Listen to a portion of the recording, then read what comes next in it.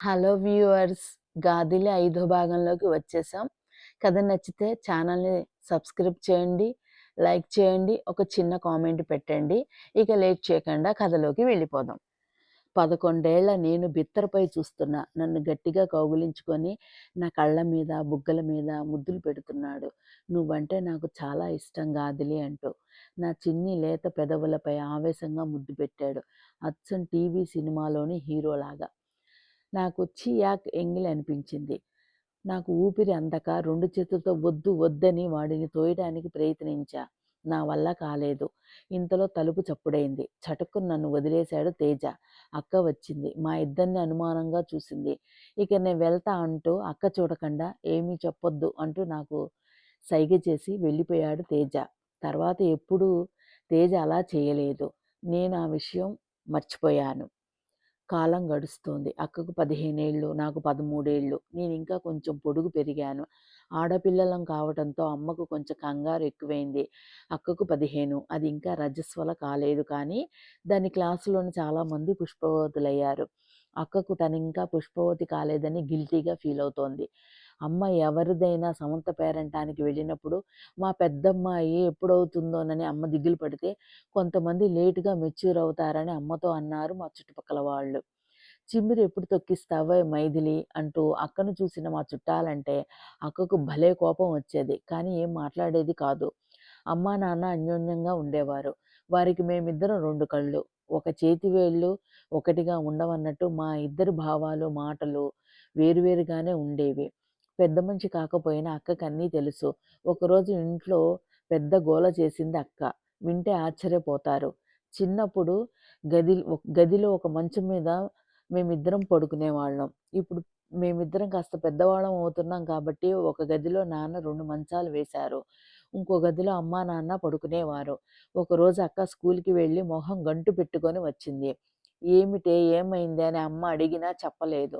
ఆ రోజు అమ్మా, నాన్నల పెళ్లి రోజు కావడంతో అమ్మ పులిహోర, పరమాన్నం చేసింది. అక్కకు ప్లేట్‌లో పెట్టిస్తే వద్దని విసిరి కొట్టింది. అమ్మ చాలా బాధపడింది. అసలే పెళ్లి రోజు. ఆ రోజు తలంటు పోసుకుంది. కొత్త చీర కట్టుకుంది. గుడికి వెళ్దామనుకుంటున్నారు అమ్మా, నాన్న. అమ్మ తయారైన అక్క విసిరికొట్టిన ప్లేట్ తీస్తుంటే నాకు బాధనిపిచ్చి, "అమ్మా! నేను తీస్తానమ్మా. నువ్వు కొత్త చీర కట్టుకొని ఉన్నావు కదా! మీరు గుడికి వెళ్ళండి" అన్నాను. అమ్మ నా వంక ప్రేమగా చూసి తల నిమిరింది. అది చూసి ఇంకా తట్టుకోలేకపోయిందక్క. "ఓహో! నీకదంటేనే ప్రేమ. నా గురించి అసలు పట్టించుకోకు. ఈరోజు మా క్లాస్‌లో మా ఫ్రెండ్ రమ కూడా మెచ్యూర్ అయింది తెలుసా" అని ముక్కు ఎగపీలుస్తూ, "నీకెంతసేపు కొత్త చీరలు కట్టుకోవడం, సంసారం చేయడం షికారులే" అంది. విన్న అమ్మ అవాక్కైపోయింది దాని నాపసాని మాటలకు.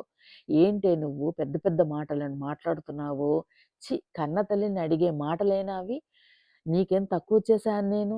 చెప్పు" చిన్నది గాదిలి ఇంట్లో పనిలో నాకు కాస్త సహాయంగా ఉండి చిన్న చిన్న పనులు చేస్తుంది. నువ్వెప్పుడైనా చేశావా? ప్రతిదానికి పెంకిగా మాట్లాడడం, రెటమతంగా ఉంటావెందుకు? నీకేం వయసు మించిపోయిందని, పెద్ద మనిషిని కాలేదని ఆత్రపడతావు? నేను 14 ఏళ్ల చివర్లో పెద్ద మనిషినయ్యా. నీకు మొన్నే కదా 15 వచ్చింది. అయినా అది మన చేతుల్లో లేదు కదా! నా పోలికే నీకు వచ్చిందేమో అని చెబితే వినిపించుకోవు. అమ్మ ఇంత కోపంగా మాట్లాడడం చూసి నాకు భయం వేసింది. అమ్మ మాటలను వింటున్న అక్క ఏడుస్తూ, "పో షికార్లకు పో. మీ ఆయనతో సంసారం చేసుకో. నీ సుఖం నువ్వు చూసుకో" అంటుండగానే అమ్మ దాని చెంప చెళ్ళుమనిపించింది. అది ఇంకా ఏడుపు పెంచింది ఏదేదో అరుస్తూ. ఇంతలో నాన్న వచ్చారు. అక్క ఏడవటం చూసి ఏమైందన్నారు. అమ్మ కొట్టిందని అక్క ఏడుస్తూ చెప్పింది. దాంతో నాన్న అమ్మని గట్టిగా కేకలేశారు. దానికి స్వీట్ బాక్స్ ఇచ్చారు.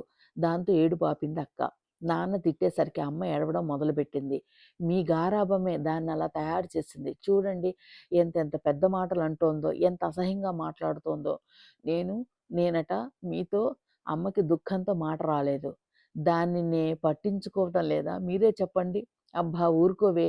నువ్వు దాని మాటలు పట్టించుకోకు" అన్నారు నాన్న. నాన్నకదంటే చాలా ప్రేమ. అందుకే దానిపై మాట పడనీయరు. అంతసేపు గొడవ చేసిన అక్క స్వీట్ బాక్స్ ఓపెన్ చేసి తినటం మొదలుపెట్టింది టీవీ చూస్తూ.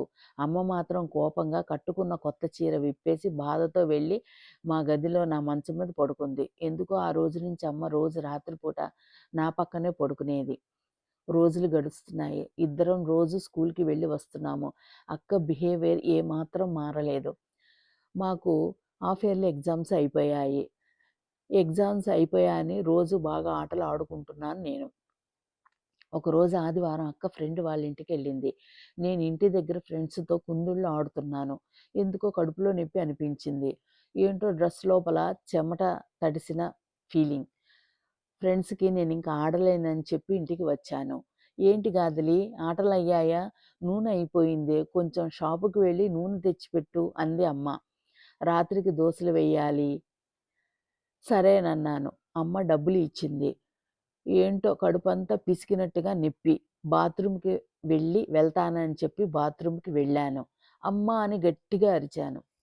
తర్వాత ఏం జరిగిందో తెలుసుకోవాలంటే గాథలి 6వ భాగం వరకు వెయిట్ చేయండి.